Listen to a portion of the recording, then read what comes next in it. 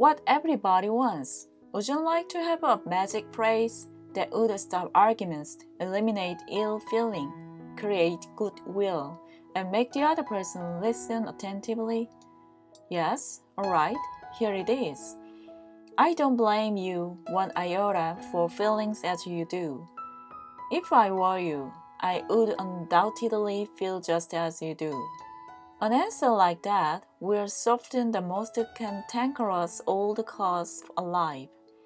And you can say that and be 100% sincere, because if you were the other person, you, of course, would feel just as he does. Take Al Capone, for example. Suppose you had inherited the same body and temperament and mind that Al Capone had.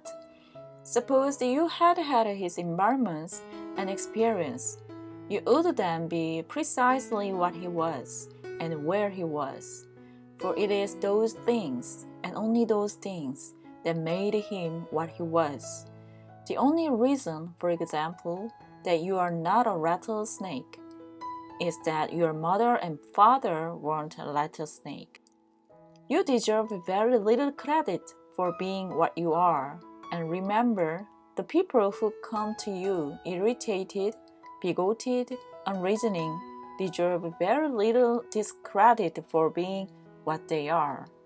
Feel sorry for the poor devils, pity them, sympathize with them. Say to yourself, there, but for the grace of God, go I.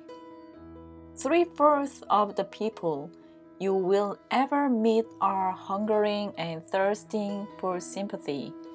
Give it to them, and they will love you.